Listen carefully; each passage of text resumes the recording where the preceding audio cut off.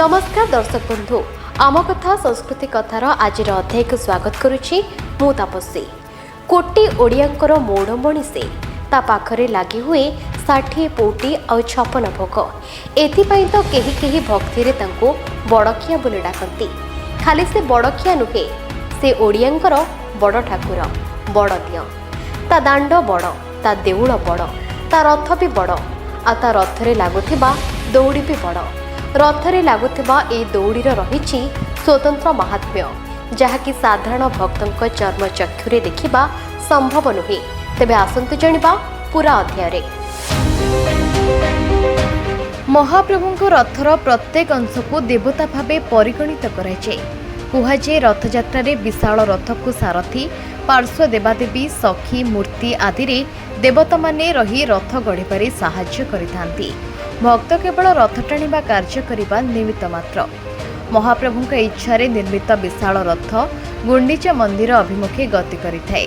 तेबे रथयात्रा रे रथरे लागुथिबा दौड़ीर रहिछि स्वतंत्र महात्म्य। शास्त्र वर्णना अनुसार तीन रथ को विराट नाग और नागुणी टाणी नहीं थांती, जहाँकि साधारण भक्तों चर्म चक्षुरे देखिबा संभव होई न थाए।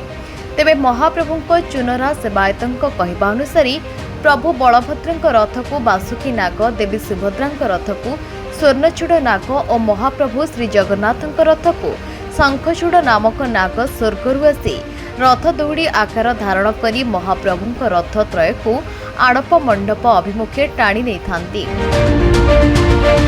शास्त्र वर्णना अनुसार जो भक्त महाप्रभुଙ୍କ रथयात्रा रे सामिल होई रथ टाणी थांती, सेमाने 84 जोनि जन्म मुक्तिलाभ करने सह अनेक पुण्य लाभ करिथांती।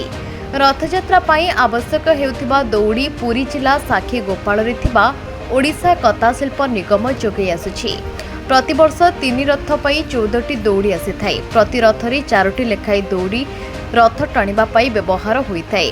2टी दौड़ी अधिक रखा जाइथाए। एही दौड़ी निर्माण शैली अन्य दौड़ी अपेक्षा भिन्न और स्वतंत्र। संपूर्ण नड़िया कतारे एही दौड़ी निर्माण होइथाए।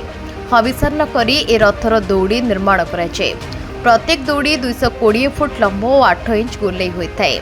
एहा बेस दृढ़ और शक्त होइथाए। तेबे पूर्वरु सुदूर केरळरु कता दौड़ी रथ पई आसुथिला। गत 10 वर्ष हेबो ताहा बंद होई जाइछि। केरळ परिवर्ते पुरी साखी गोपाल रे थिबा ओडिशा कता निगम प्रतिवर्ष नुआ दौड़ी प्रस्तुत करी श्रीमंदिर प्रशासन को जोगाउछंती। Bureau report focus plus.